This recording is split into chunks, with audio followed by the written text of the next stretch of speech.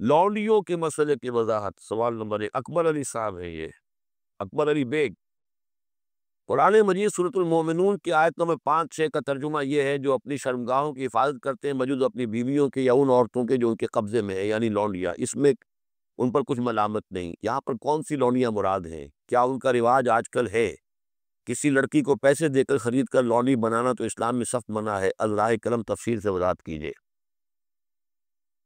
دیکھیے، اسلام میں صرف ایک نوعیت کا غلام یا لونڈی جائز ہے، اور وہ ہے اگر جہاد فی سبیل اللہ ہو اور اس میں پی او ڈبلیوز کی حیثیت سے جو کہ کمبیٹنٹ جو کہ واقعتاً جنگ میں حصہ لینے والے ہیں، مرد اور عورتیں، جن کو آج کل پی او ڈبلیو بنا لیا جاتا ہے کہ وہ جو ہے پرزنرز آف وار، ان کو اسلام نے اجازت دی ہے کہ بجائے اس کے کہ مستقل اس وہ کنسنٹریشن کیمپس میں پڑے رہے، وہ اس میں ان کو اسلامی معاشرے کے اندر جذب کرنے کے لیے ان کو تقسیم کر دیا جائے لوگوں کے اندر۔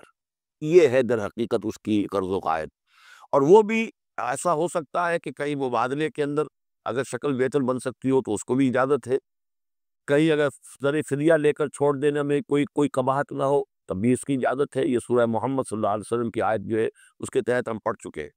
لیکن فرض کی یہ کوئی شکل ممکن نہیں ہے تو پھر کیا کریں؟ انہیں کنسنٹریشن کیمپس کے اندر رکھیں، وہ تو گویا کہ ایک مستقل لائبلٹی بھی آپ پر ہو گئی، اور نمبر 2 یہ کہ ان کی اپنی زندگی اب نارمل ہو گئی۔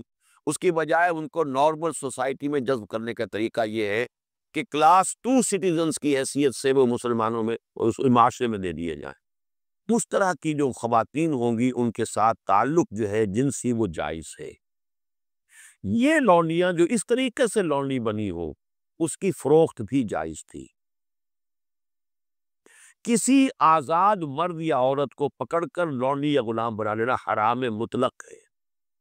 پہلے جو کیا تھا انہوں نے امریکنز نے کہ افریقہ سے پکڑ کر لوگوں کو جو ہے وہ جال ڈالا اور آدمی کو لیا اور لے کر لے گئے اور زنجیروں میں جکڑ کر امریکہ میں لے گئے اور انہوں نے غلام بنا کر رکھا۔ یہ حرام مطلق ہے۔ اسلام کی تاریخ اس نوع کے کسی بھی غلط حرکت سے بالکل پاک ہے، خالی ہے، صرف جنگ کے اندر۔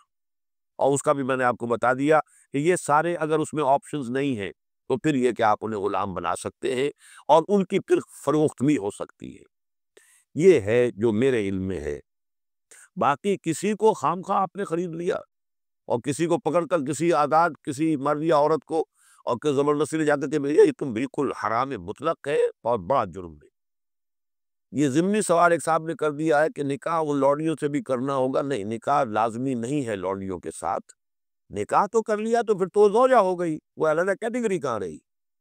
لیکن ترغیب دی گئی ہے کہ اگر آپ کسی لونڈی کو آپ کی وہ لونڈی تھی، وہ تھی پی او ڈبلیو کے طریقے سے آئی تھی، کنیز تھی، آپ نے اسے آزاد کیا، اس سے نکاح کر لیا، بہت بڑا نیکی کا کام ہے۔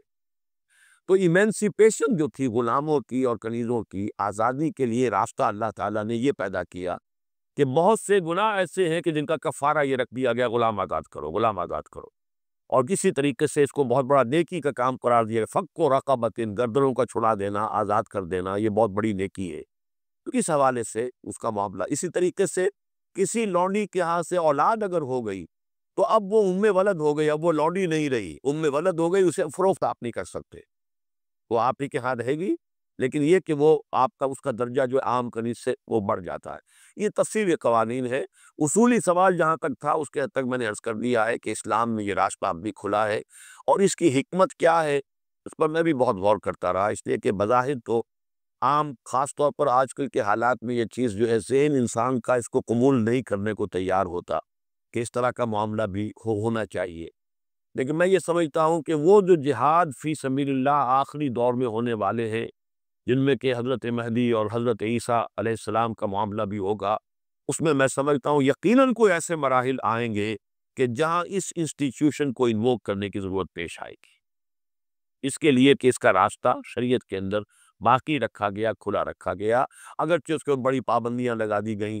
یہ بھی ہے کہ غلام کو وہی کھلاؤ جو خود کھاتے ہو، وہی پہناؤ جو خود پہنتے ہو، کام کا بھی بوجھ اس پر اتنا زیادہ نہ ڈالو کہ جس کا بہت مشقت والا ہو جائے، وہ بہت سخت کام ہے تو تم خود بھی اس کے اندر شریک ہو جاؤ اس کے ساتھ۔ یہ ساری چیزیں ہیں، ان کے ساتھ نیک سلوک کرنا، اچھا سلوک کرنا۔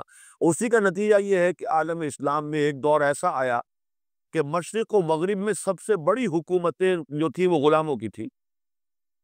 یہ خاندان غلامہ کون تھے جو ہندوستان کے اندر پہلی حکومت بنی اسلامی؟ قطب الدین ایبک کون تھا؟ التتمش کون تھے؟ ملبن کون تھا؟ یہ سب کون؟ سپرزگین کون تھے؟ الکتوین کون تھے؟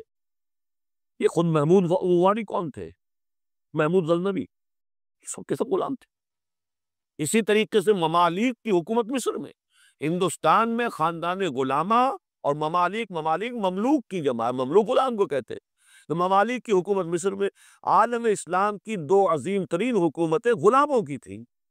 کس نے کہا؟ غلاموں کو وہ سٹیٹس دیا اسلام نے، اتنے اونچے، اور ایسے ایسے غلام جو اتنے بڑے اساتذہ بن گئے کہ شہزادے ان کی جوتیاں سیدھی کرنے کو اپنے لیے فخر سمجھ رہے ہیں، اس لیے کہ عالم دین بن گئے، اتنا بڑا علم انہوں نے حاصل کر لیا، کیا وہ جو شہزادے جو ہیں وہ ان کی خدمت کر رہے ہیں۔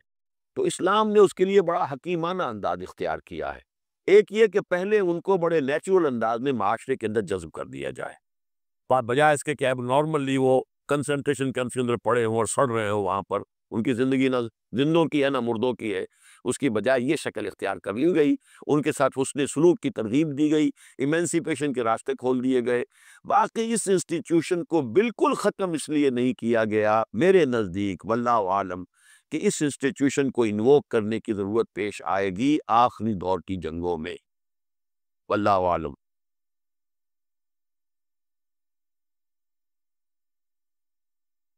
لونڈیوں کے مسئلے کی وضاحت، سوال نمبر 1، اکبر علی صاحب ہیں، یہ اکبر علی بیگ۔ قرآن مجید سورۃ المومنون کی آیت نمبر 5-6 کا ترجمہ یہ ہے: جو اپنی شرمگاہوں کی حفاظت کرتے ہیں بجز اپنی بیویوں کے یا ان عورتوں کے جو ان کے قبضے میں ہیں، یعنی لونڈیاں۔